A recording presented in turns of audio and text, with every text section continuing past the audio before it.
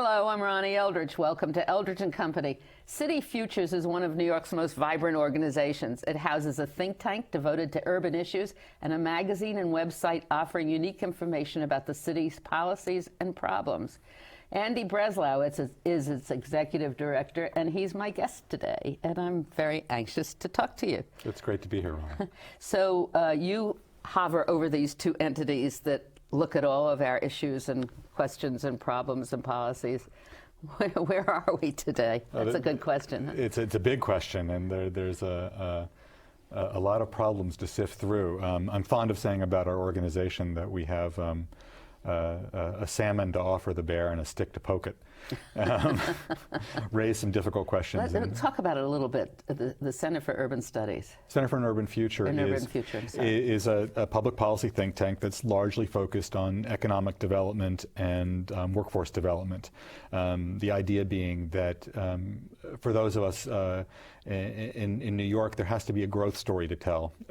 We have to figure out how to diversify our economy. We have to figure out where the next jobs are coming from, and we have to understand how to educate and train a workforce in order to have those jobs. And I think it's a particularly poetic time, shall we say, to consider those questions, given that the fire, insurance, and real estate sector, which is the predominant it is source of revenue. Our golden goose. Our golden goose is, if not cooked, certainly a mature bird, and won't be a real bastion of growth for the future. You went too fast over the fire. It's finance, what we call Wall Street, I guess. Wall Street and the real estate industry. Right. It's finance, insurance, real estate. It's real estate. And it really is. Most of our tax revenues, a significant amount of our employment is derived from those sectors. And certainly, as obvious in the day's news, they're taking a huge beating and may have overinflated over the last decade or so.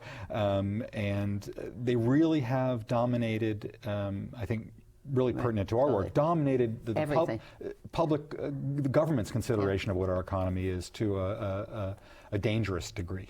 So the center wrestles with those questions and comes up with policy prescriptions. City Limits has long had a reputation of doing community-based, neighborhood-based investigative journalism in the city, and we try to carry on that tradition both online at citylimits.org, and we produce a print quarterly that does that rarest of all things, kind of long-form investigative journalism. Do you sell subscriptions? We do. And how do you get financed? It's a trickier question every day. 50% or 60% of our money comes from foundations. 20% comes from individual contributions, and we have a gala once a year that offers us money, and we have ads on the website that provides the last 20%. So if people, after they hear our discussion, want to contribute, we'll come to that at the end of the program, but we'll put the information that they'll need to do that. It's interesting that we talk about the fire industries, because, as you said, that's the source of revenue, but now they're wanting their money back, and that's causing an increased gap in our budget. Right, because they have to prepay, they have to estimate and prepay their $800 million taxes. at this particular moment is heading back to a lot of corporate taxpayers, but again, predominantly fire industries, because they prepay their taxes based on estimated income, and their estimated income is falling through the basement. And at a moment when the city is facing anywhere from a $2 to $4 billion budget gap in the next couple of years, we're writing out checks. What causes the budget gap?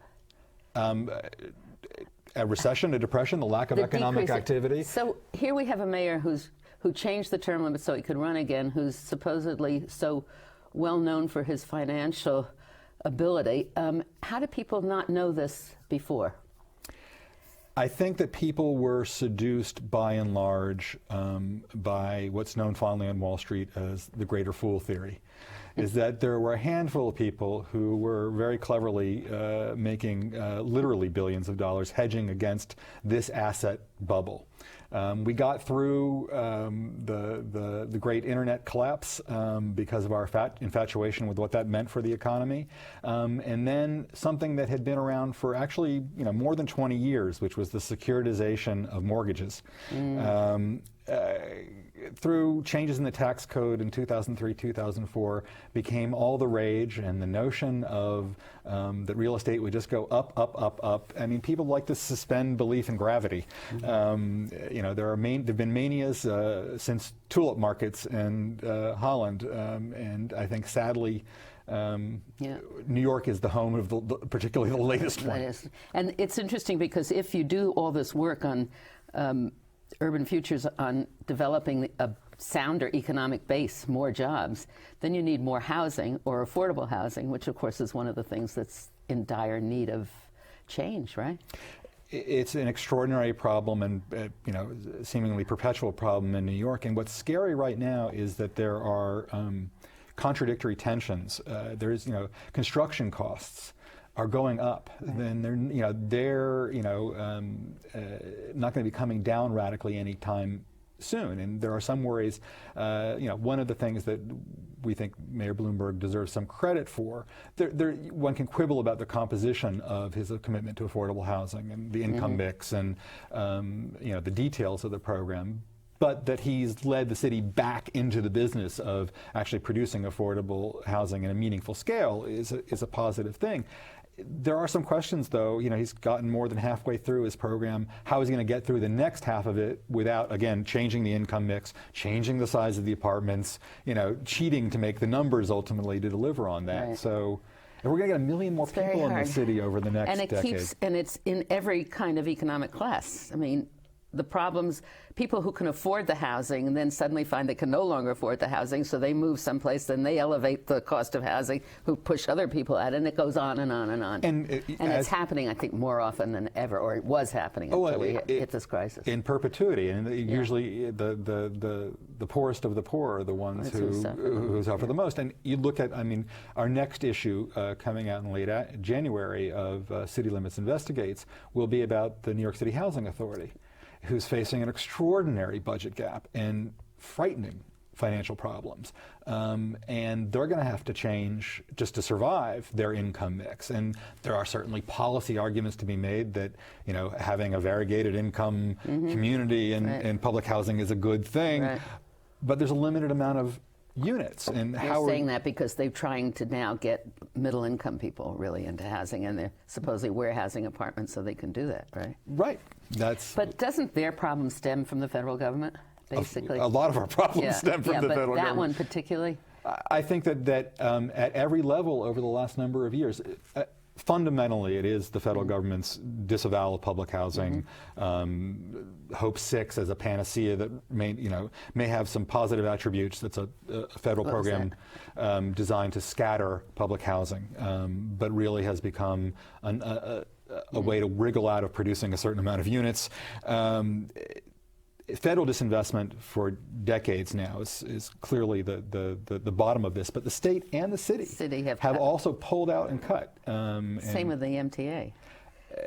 Public transportation. It seems like the broadest public services are really being hit the most. Hit the hardest. But it's interesting now, go back to the fire industries and this latest report you've done on the campaign finance, because it seems to me not only do they control the economics of the city, but they also control the politics of the city, these people. The oldest maximum journalism is follow the money, and those who have it will find a way to spend it, and whether it's bundling under a campaign finance system which caps the amount of money individuals can contribute, or back in the days of the Board of Estimate where people could show up with bags in the back room just hand it out.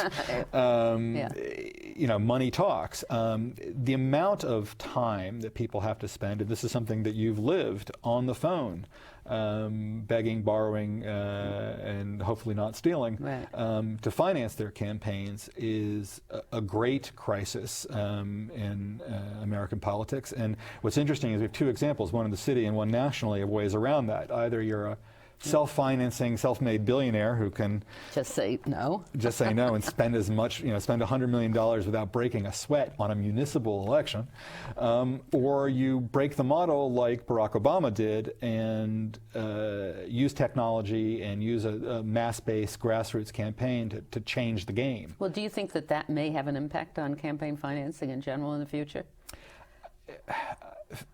Federally, it's not. I mean, I think the Obama model might provide a roadmap for other candidates, but the scale, I mean, at the end of the day, McCain was outspent, but not outspent at a 5-to-1 ratio, which here in New York, if you look at our sitting mayor and the extent to which he's outspent his last two opponents, it's astonishing. And I think the most pertinent question we can ask ourselves, and the public needs to ask themselves, is if you're somebody considering running against Mayor Bloomberg, and he's going to spend $100 million, and he's going to spend $20 million of it on negative advertising about you, you'd have to be crazy to really consider it. So campaign finance, the city is known for its campaign finance. So it's a model, isn't it? Or it's looked up to. It's a great advance. Is there any other city that has something like this that better? No, I mean, I think New York City has made the greatest attempt. Has not only began with the most profound reform, but has refined it year in and year out. It still makes mistakes. There are still problems with the program, but by and large, in terms of the transparency it offers, which is something is probably healthy for politics, knowing where the money is coming from, who's giving what to whom, and how much, being able to document that and have that available. It's on the net, on the internet, so anybody can really look it up and see what happens. It was started by Koch. It was created by Koch after the municipal meter, all that scandal. After right? Donald Maness's suicide. The whole set of scandals attendant to the PVB scandal back in the day. And Peter Vallone deserves a lot of credit. But it's also an issue like motherhood or something, because you can't, as a politician, oppose. Can you, especially in New York, and really get away with it? Not in New York. I mean, I think there are people in various states and other levels of government and state governments who've argued it as a free speech issue. The court. Libertarian kind of argument against it, and have succeeded. So it was started then, and it's been modified on and on and on. On and on. And people complain that it was supposed to what? Increase participation? Was the first transparency or whatever to make it more public? Was that the first goal, you think? That was the first goal, and the executives in charge of the program maintain that that's still its central organizing premise. There was some hope and belief that it would somehow loosen the Politburo-like grip of incumbency, and it hasn't. No, it's very hard, right? But it's also it was also supposed to open it up for more people along with the incumbency. I mean, that's the result of it. But you get primaries where 10 people are running, and it's all publicly financed, right? You do, but more often than not, I mean, there are occasions where the local Little League coach, the daycare owner, will make a grassroots campaign. Very, very few are successful. No, practically nothing. What's still even more depressing is that there are electoral districts in New York City where you didn't have a choice. They got everybody's endorsement. Everybody was running unopposed. Council, Assembly, State Senate. Not Manhattan. Not Manhattan, but in Brooklyn and Queens. Machine, is that more because they still, Brooklyn doesn't anymore, does it? It's a little chaos. Well, I don't know if it is or not. But it's more that the one thing that the campaign finance has not solved, and again they would argue that's not their job, is just how powerful incumbency is a predictor of electoral success. Mounting a real challenge, David Dinkins lost, higher profile races, incumbents, citywide races, there's more likely for that kind of change. But going down the ballot. And people get elected with 1,000 votes, 2,000, I'm exaggerating, 2,000. Participation in our local elections is not what we all hope it would be. It isn't, and it affects the legislative body that they elect, right? If someone doesn't have the expectation that they're accountable, then there's very little pressure to innovate or serve their constituents. Right. It also raised another question with me. You detailed some of the cases that are being challenged, some of the rulings of the board being challenged on the exemptions. For instance, the cost of petitioning, you don't have to, that's an expense you don't have to cover as under your total amount allowed, right? Right. But Why don't we just make it easier to get on the ballot?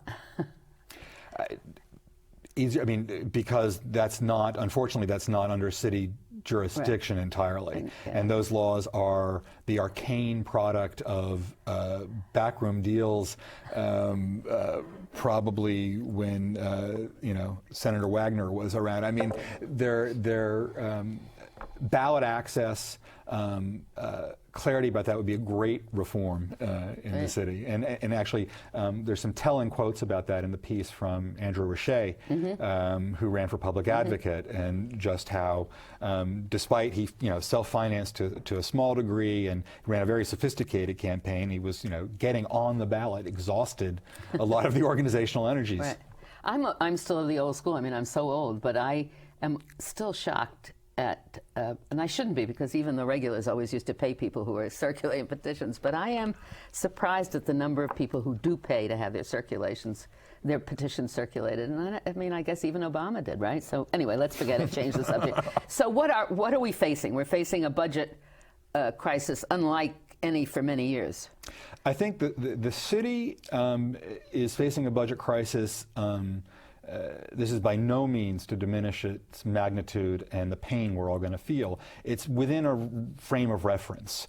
We're going to have dirtier streets, fewer daycare slots, more caseworkers handling bigger loads at ACS. There isn't a metric that citizens of New York won't feel the pain. It's the state that is truly breathtaking, the magnitude of the budget gap that they face. And that affects us. And that affects us. And, as listeners and all too well, the dysfunction we live with in Albany in its process and its awareness of the city's priorities and sympathy to the city's priorities is scary. Why is there such a budget? I mean, we pay a lot of state taxes. The fair share formula. I mean, Senator Moynihan used to do the fisc about how New York State doesn't get its fair share back from the federal government. The same can be said even more so with respect to the city. Where does all that money go in the state? Is it because it's mandated matches from the federal government? That's part of it. And it's also, frankly, it goes to staunching the wounds of a post-industrial economy in Western New York. The Citizens Budget Commission, I think just today, released a report about their desire to see empire zones disappear. There's an argument to be made about kind of tactical investment in technologies in new industrial sectors to help Buffalo and elsewhere. Those of us who live downstate have to ask, is that good money going after bad? To what degree is it poorly targeted? To what degree is it political pork? We don't have the legislative pull to get those answers probably the way that we like. And it's been going on for so long, because I remember during the Cuomo administration, the job training partnership program, that money all went into the western part of the state because they were already losing all. I think they lost it then, didn't they? I mean, it's been a long time. It's been a long time. To make a federal analogy, I mean, I am, I'll admit to being a federalist in the sense of that we in New York should ultimately be subsidizing poorer states like Mississippi or Alabama. And I'm not saying we shouldn't have concerns upstate, but I don't think we're ever answering the problem. We're not answering the problem. We don't have accountability. There should be certain rights and privileges afforded to the generator of most of the state's economic activity that I don't think we enjoy. But we should have massive, expenses on mass transit in these areas, and we don't. I mean, we've never tried to really develop them from a basic point of view, right? To bring them into alignment with the rest of the state. I mean, some can't move around. Or to have any kind of coordinated strategy, whether it's transportation infrastructure or economic development planning. Everybody is, going after, the Center for an Urban Future was one of the first places that gave some serious thought to the promise of biotechnology as an income and job generator for New York City.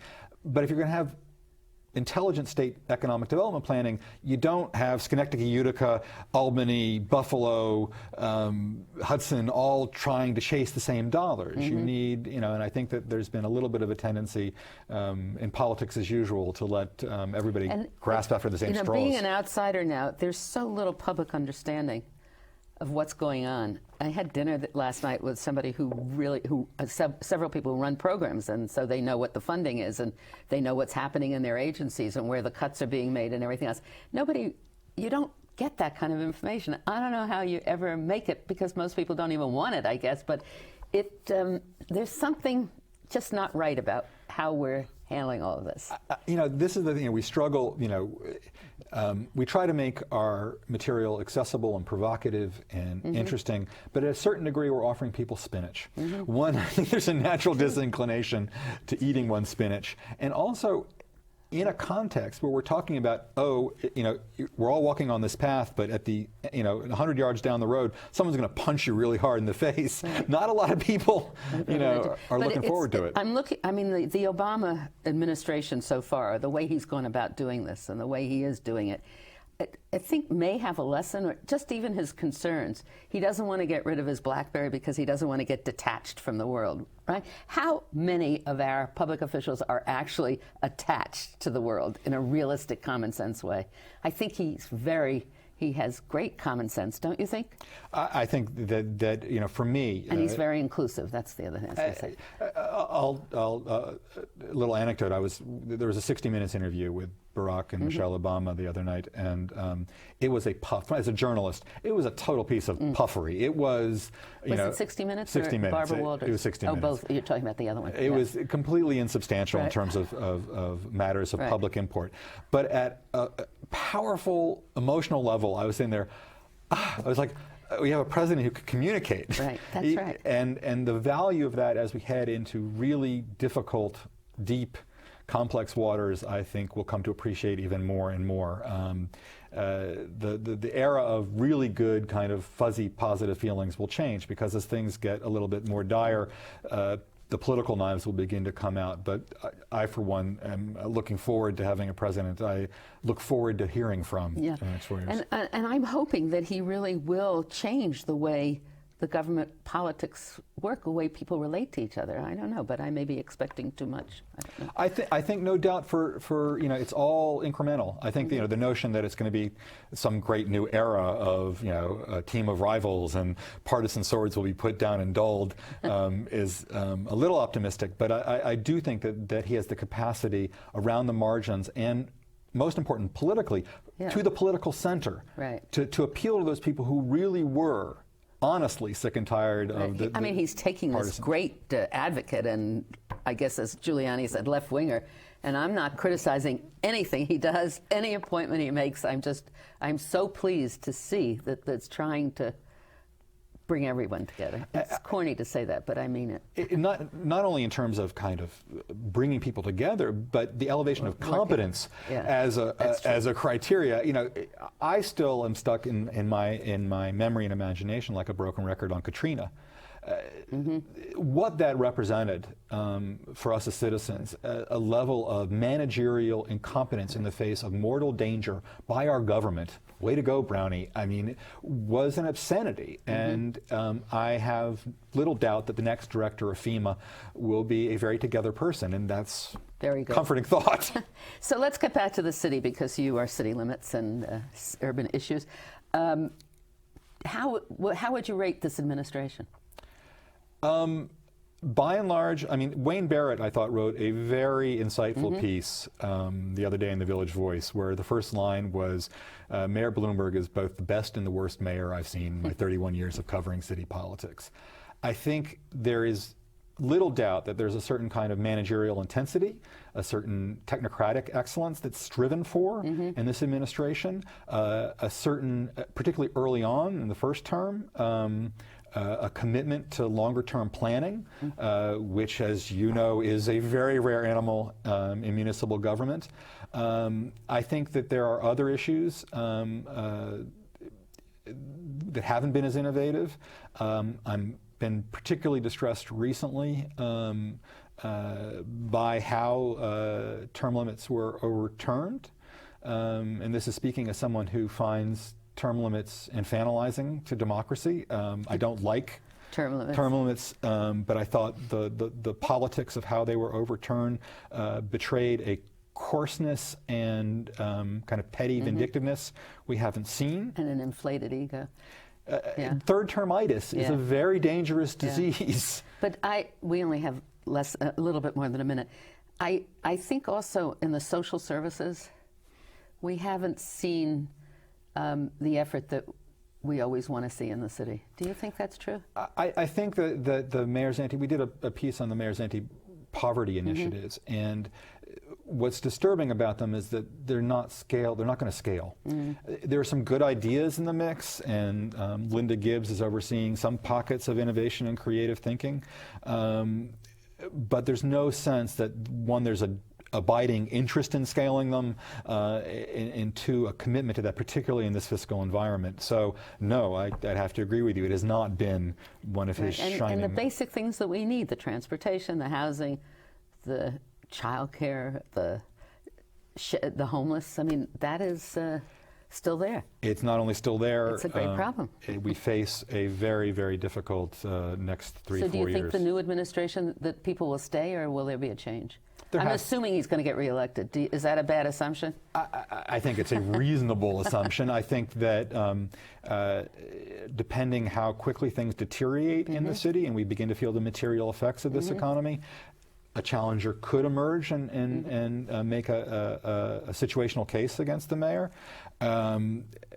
But odds are he's going to get reelected, and I would think that as demanding as public life is, you'll see some changes. And you'll have to come back, and so we can talk about more next year after you've done your report on the public housing and we see more what's going to happen to the city. Thank you very much, Andy Breslau.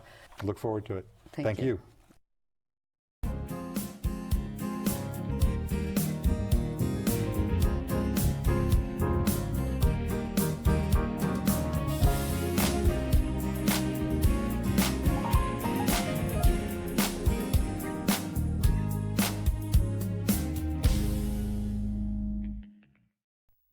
If there are any people you'd like to hear and topics you'd like us to explore, please let me know. You can write to me at CUNY TV, 365 Fifth Avenue, New York, New York, 10016, or you can go to the website at cuny.tv and click on Contact Us. I look forward to hearing from you.